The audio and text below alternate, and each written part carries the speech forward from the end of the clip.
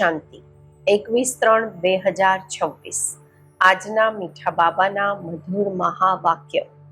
મીઠા બાળકો, શ્રીમત પર કલ્યાણકારી બનવાનું છે. બધાને સુખનો રસ્તો બતાવવાનો છે. પ્રશ્ન છે, કોઈ પણ પ્રકારની ગફલત થવાનું મુખ્ય કારણ શું છે? ઉત્તર છે દેહ અભિમાન. દેહ અભિમાનના કારણે જ બાળકોથી ખૂબ ભૂલો થાય છે. તે સર્વિસ પણ નથી કરી શકતા. એમનાથી એવા કર્મ થાય છે જે બધા નફરત કરે છે.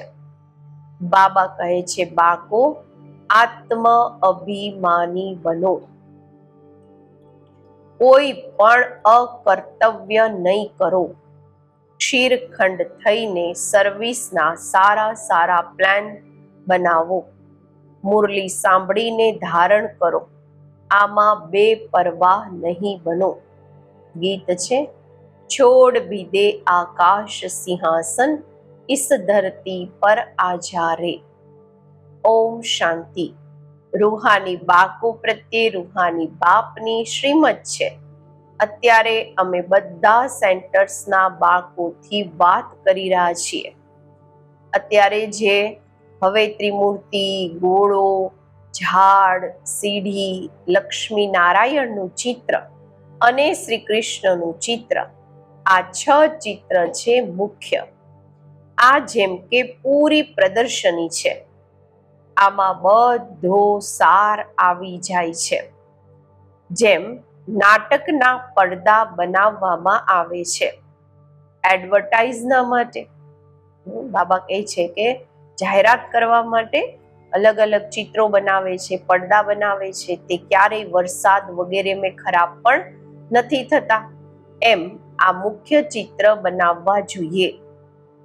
બાળકોને શ્રીમત મળે છે રૂહાની સર્વિસ વધારવા માટે, ભારતવાસી મનુષ્યોનું કલ્યાણ કરવાના માટે. ગાય પણ છે કલ્યાણકારી બેહદના બાપ છે, તો જરૂર કોઈ અકલ્યાણકારી પણ હશે. જે કારણે બાપને આવીને પછી કલ્યાણ કરવું પડે છે. રૂહાની બાળકો જેમનું કલ્યાણ થઈ રહ્યું છે તે આ વાતોને સમજી શકે છે. જેમ અમારું કલ્યાણ થયું છે તો અમે પછી બીજાનું પણ કલ્યાણ કરીએ. જેમ બાપને પણ ચિંતન ચાલે છે, સંકલ્પ ચાલે છે કે કેવી રીતે કલ્યાણ કરીએ, યુક્તિઓ બતાવી રહ્યા છે. બાબા કહે છે 6x9 એ સાઈઝની શીટ પર આ ચિત્ર બનાવવા જોઈએ. દિલ્હી જેવા શહેરોમાં ખાસ કરીને ખૂબ મનુષ્ય આવે છે, જ્યાં ગવર્મેન્ટની એસેમ્બલી વગેરે હોય છે. સેક્રેટરીએટ તરફ ઘણા લોકો આવે છે.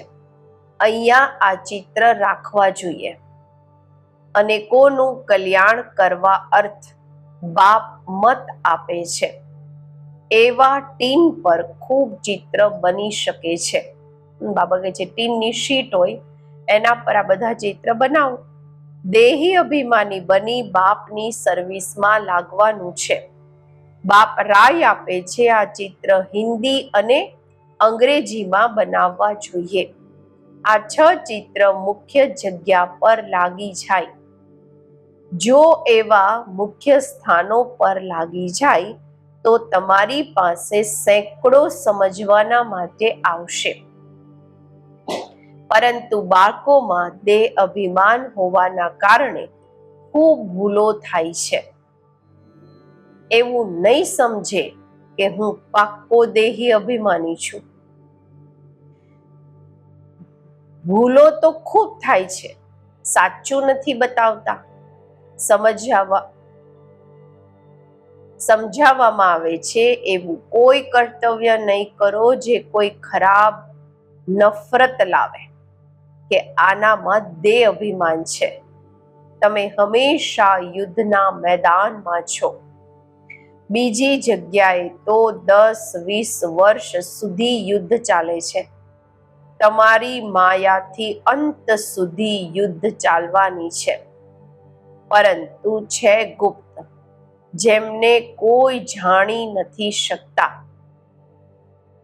ગીતામાં જે મહાભારત લડાઈ છે તે જિસ્માની બતાવી છે, પરંતુ આ છે રૂહાની યુદ્ધ છે પાંડવોનું.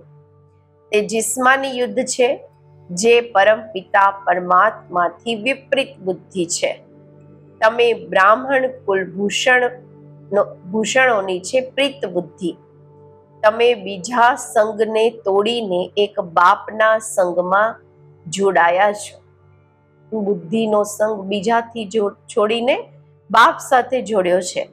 ઘણી વાર દેહ અભિમાન આવવાના કારણે ભૂલી જાય છે, પછી પોતાનું જ પદભ્રષ્ટ કરી લે છે.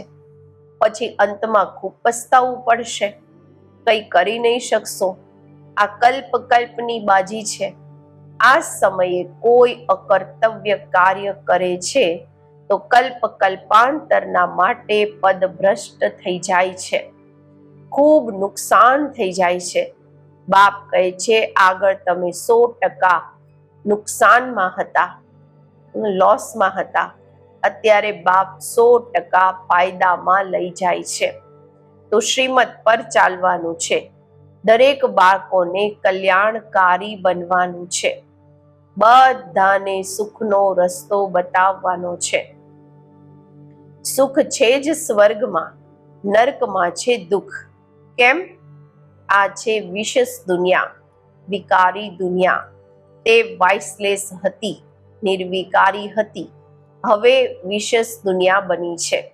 ફરી બાપ વાઇસલેસ બનાવે છે. આ વાતોને દુનિયામાં કોઈ નથી જાણતા. તો મુખ્ય આ ચિત્ર પરમેનન્ટ સ્થાનો પર લાગવા જોઈએ. 1 નંબર દિલ્હી મુખ્ય, 2 મુંબઈ અને કલકત્તા. કોઈને ઓર્ડર આપવાથી શીટ પર બનાવી શકે છે. આગ્રામાં પણ ફરવા માટે ઘણા જાય છે. બાળકો સર્વિસ તો ખૂબ સારી કરી રહ્યા છે. બાબા કહે છે બીજા પણ કંઈક કર્તવ્ય કરીને બતાવે. આ ચિત્ર બનાવવામાં કોઈ તકલીફ નથી, માત્ર એક્સપિરિયન્સ જોઈએ, અનુભવ જોઈએ. સારા મોટા ચિત્ર હોય જે કોઈ દૂરથી પણ વાંચી શકે. ગોળાનું મોટું બની શકે છે. સેફટી પણ રાખવી પડે, જે કોઈ ખરાબ ન કરે. બાબા કહે છે યજ્ઞમાં અસુરોના વિઘ્ન પડે છે, કારણ કે આ છે નવી વાતો. આ દુકાન કાઢીને બેઠા છે. અંતમાં બધા સમજી જશે કે અમે ઉતરતા આવ્યા છીએ. જરૂર કંઈક કમી છે, ખામી છે. બાપ છે જ કલ્યાણકારી. તે બતાવી શકે છે કે ભારતનું અકલ્યાણ કેવી રીતે અને ક્યારે થયું છે. ભારતને તમો પ્રધાન કોણ બનાવે છે? પછી સતો પ્રધાન કોણ બનાવશે? આ ચક્ર કેવી રીતે ફરે છે? કોઈ નથી જાણતા. સંગમ યુગને પણ નથી જાણતા. સમજે છે ભગવાન યુગે યુગે આવે છે. ક્યારેક કહે છે ભગવાન તો નામ રૂપથી ન્યારા છે. ભારત પ્રાચીન સ્વર્ગ હતું. આ પણ કહે છે ક્રાઇસ્ટથી 3000 વર્ષ પહેલા દેવતાઓનું રાજ્ય હતું. પછી કલ્પની આયુ લાંબી આપી દીધી છે. તો બાળકોને દેહી અભિમાની બનવાની ખૂબ મહેનત કરવાની છે. અડધો કલ્પ સતયુગ અને ત્રેતામાં તમે આત્મ અભિમાની હતા, પરંતુ પરમાત્મા અભિમાની નહીં હતા. અહીંયા તો પછી તમે દેહ અભિમાની બની ગયા છો. ફરી દેહી અભિમાની બનવું પડે. યાત્રા અક્ષર પણ છે, પરંતુ અર્થ નથી સમજતા. મનમના ભવનો અર્થ છે રૂહાની યાત્રા પર રહો. હે આત્માઓ, મુજ બાપને યાદ કરો. શ્રી કૃષ્ણ તો એવું કહી ન શકે, એના પર કોઈ કલંક લગાવી ન શકે. આ પણ બાબાએ સમજાવ્યું છે. સીડી જ્યારે ઉતરે છે તો અડધો કલ્પ કામ ચિતા પર બેસીને કાળા થઈ જાય છે. અત્યારે છે જ આયરન એજ. બાબા કહે છે લોઢા જેવી અવસ્થા આત્માની થઈ ગઈ. એમની સંપ્રદાય કાળી જ હશે, પરંતુ જ્યારે કાળું રૂપ બધાનું એવું સાંવરું કાળું રૂપ કેવી રીતે બનાવે? ચિત્ર વગેરે જે પણ બનાવ્યા છે બધા બે સમજીના. એમને જ શ્યામ પછી સુંદર કેવું, આ કેવી રીતે હોઈ શકે? એમને કહેવામાં જ આવે છે અંધશ્રદ્ધા. ગુડીઓની પૂજા કરવા વાળા રમકડાથી જેમ રમતા હોય, ગુડીઓનું નામ, રૂપ, ઓક્યુપેશન વગેરે તો હોઈ નથી શકતું. તમે પણ પહેલા એવી જ ગુડીઓની પૂજા કરતા હતા ને? અર્થ કંઈ પણ નહોતા સમજતા. તો બાબાએ સમજાવ્યું છે પ્રદર્શનીના ચિત્ર મુખ્ય બની જાય. કમિટી બને જે પ્રદર્શની પાછળ પ્રદર્શની કરતી રહે. બંધન મુક્ત તો ઘણા છે. કન્યાઓ બંધન મુક્ત છે, વાનપ્રસ્થી પણ બંધન મુક્ત છે. તો બાળકોને ડાયરેક્શન અમલમાં લાવવું જોઈએ. તે છે ગુપ્ત પાંડવ. કોઈને પણ ઓળખવામાં નથી આવી શકતા. બાપ પણ ગુપ્ત છે, જ્ઞાન પણ ગુપ્ત છે. ત્યાં મનુષ્યને જ્ઞાન આપે છે. અહીંયા પરમાત્મા બાપ જ્ઞાન આપે છે આત્માઓને. પરંતુ આ નથી સમજતા કે આત્મા જ્ઞાન લે છે, કારણ કે તે આત્માને નિર્લેપ કહી દે છે. વાસ્તવમાં આત્મા જ બધું કરે છે. બાબા કહે છે પુનર્જન્મ આત્મા લે છે કર્મોના પ્રમાણે. બાપ આ બધી પોઈન્ટ સારી રીતે બુદ્ધિમાં નાખે છે. બધા સેન્ટર્સમાં નંબરવાર દેહી અભિમાની છે, જે સારી રીતે સમજે અને પછી સમજાવે છે. દેહ અભિમાની કંઈક ન કંઈક સમજે ન સમજાવી શકે છે. હું કંઈ સમજતી નથી, આ પણ તો દેહ અભિમાન છે ને? અરે તમે તો આત્મા છો. બાપ આત્માઓને બેસીને સમજાવે છે. દિમાગ જ ખુલી જવું જોઈએ. તકદીરમાં નથી તો ખુલતું જ નથી. તો બાપ તદબીર કરાવે છે, પુરુષાર્થ કરાવે છે, પરંતુ તકદીરમાં નથી તો પુરુષાર્થ પણ નથી કરતા. છે ખૂબ સહજ. અલફ અને બે સમજવાનું છે. બેહદના બાપથી વારસો મળે છે. તમે ભારતવાસી બધા ગોડેઝ હતા. પ્રજા પણ એવી હતી. આ સમયે પતિત બની ગયા છે. કેટલું સમજાવવામાં આવે છે? પોતાને આત્મા સમજી બાપને યાદ કરો. બાપ કહે છે બાળકો, અમે તમને ગોડેસ બનાવ્યા. તમે અત્યારે શું બની ગયા છો? આ છે કુંભી પાક નર્ક. વિષય વૈતરણી નદીમાં મનુષ્ય, જાનવર, પંખી વગેરે બધા એક સમાન બતાવે છે. અહીંયા તો મનુષ્ય વધારે જ ખરાબ થઈ ગયા છે. મનુષ્યોમાં ક્રોધ પણ કેટલો છે. લાખોને મારી દે છે. ભારત જે વેશ્યાલય બન્યું છે, પછી એને શિવાલય શિવ બાબા જ બનાવે છે. બાપ કેટલું સારી રીતે સમજાવે છે, ડાયરેક્શન આપે છે. એવું કરો, ચિત્ર બનાવો. પછી જે મોટા મનુષ્ય છે એમને સમજાવો. આ પ્રાચીન યોગ, પ્રાચીન નોલેજ બધાને સંભળાવવી જોઈએ. હોલ લઈને પ્રદર્શની લગાવવાની છે. એમને તો પૈસા વગેરે કંઈ નહીં લેવા જોઈએ. છતાં પણ જે ઠીક સમજો તો ભાડું લો. ચિત્ર તો તમે જુઓ. ચિત્ર જોશે તો પછી જટ પૈસા પાછા આપી દેશે. માત્ર યુક્તિથી સમજાવવું જોઈએ. ઓથોરિટી તો હાથમાં રહે છે.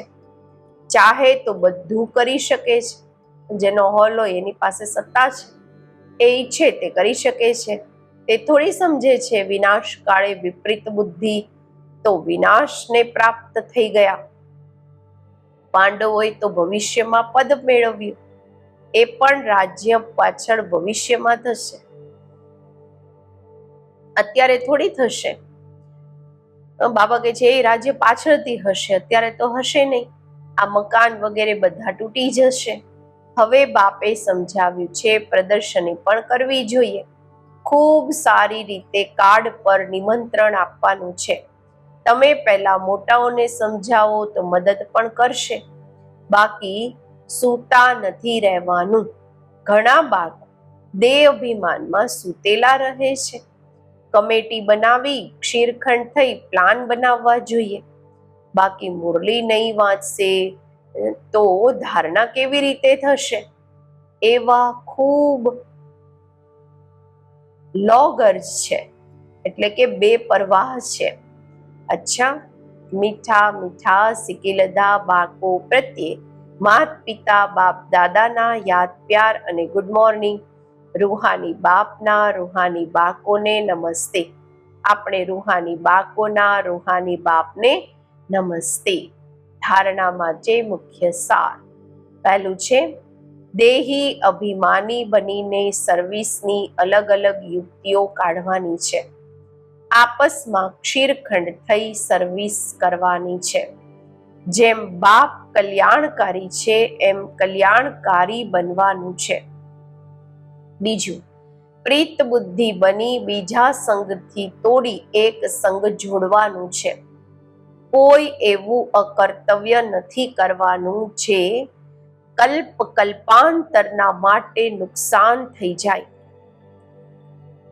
આજનું વરદાન, બેહદની વૈરાગ્ય વૃત્તિ દ્વારા નષ્ટો મોહા સ્મૃતિ સ્વરૂપ બનવા વાળા અચળ અડોળ ભવ. જે સદા બેહદની વૈરાગ્ય વૃત્તિમાં રહે છે તે ક્યારેય કોઈ પણ દ્રશ્યને જોઈ ગભરાતા કે હલતા નથી. સદા અચલ અડોળ રહે છે, કારણ કે બેહદની વૈરાગ્ય વૃત્તિથી નષ્ટો મોહા સ્મૃતિ સ્વરૂપ બની જાય છે. જો થોડું ઘણું કંઈ જોઈને અંશ માત્ર પણ હલચલ થાય છે કે મોહ ઉત્પન્ન થાય છે તો અંગદની જેમ અચલ અડોલ નહીં કહેશે. બેહદની વૈરાગ્ય વૃત્તિમાં ગંભીરતાની સાથે રમણીકતા પણ સમાયેલી છે. સ્લોગન છે, રાજ્ય અધિકારીની સાથે સાથે બેહદના વૈરાગી બનીને રહેવું આ જ રાજ ઋષિની નિશાની છે. મમ્માના મહાવાક્ય છે, માતેશ્વરીજીના અનમોલ મહાવાક્ય. આત્મા ક્યારેય પરમાત્માનો અંશ નથી થઈ શકતી. ઘણા મનુષ્ય એવું સમજે છે કે અમે આત્માઓ પરમાત્માની અંશ છીએ. હવે અંશ તો કહે છે ટુકડાને. એક તરફ કહે છે પરમાત્મા અનાદિ અને અવિનાશી છે, તો એવા અવિનાશી પરમાત્માને ટુકડાઓમાં કેવી રીતે લાવે છે? અત્યારે પરમાત્મા કપાઈ કેવી રીતે શકે છે? આત્મા જ અજર અમર અવિનાશી છે, તો અવશ્ય આત્માને પેદા કરવા વાળા અમર જ થયા. એવા અમર પરમાત્માને ટુકડાઓમાં લઈ આવવા એટલે કે પરમાત્માને પણ વિનાશી કહી દીધા. પરંતુ અમે તો જાણીએ છીએ કે અમે આત્મા પરમાત્માની સંતાન છીએ, તો અમે એમના વંશજ થયા, અર્થાત બાળકો થયા. તે પછી અંશ કેવી રીતે હોઈ શકે છે? એટલે પરમાત્માના મહાવાક્ય છે કે બાળકો, હું પોતે તો ઇમોર્ટલ છું, અવિનાશી છું, જાગતી જ્યોતિ છું, હું દીવો છું, હું ક્યારેય બુઝાતો નથી, ઓલવાતો નથી. અને બાકી બધા મનુષ્યાત્માઓના દીપકને જગાવે પણ છે. બીજા દીપકો જાગે પણ છે અને બુઝાય પણ છે. એ બધાને જગાડવા વાળા પછી હું છું, કારણ કે લાઈટ અને માઇટ આપવા વાળો હું છું. બાકી આટલું જરૂર છે કે મુજ પરમાત્માની લાઈટ અને આત્માની લાઈટ બંનેમાં ફરક અવશ્ય છે. જેમ બલ્બ હોય છે, કોઈ વધારે પાવર વાળો, કોઈ ઓછા પાવર વાળો હોય છે, એમ આત્મા પણ કોઈ વધારે પાવર વાળી, કોઈ ઓછા પાવર વાળી છે. બાકી પરમાત્માની પાવર કોઈથી ઓછી કે વધારે નથી હોતી. ત્યારે તો પરમાત્માના માટે કહે છે, પરમાત્મા સર્વશક્તિમાન, અર્થાત સર્વ આત્માઓથી એમાં શક્તિ વધારે છે. તે સૃષ્ટિના અંતમાં આવે છે.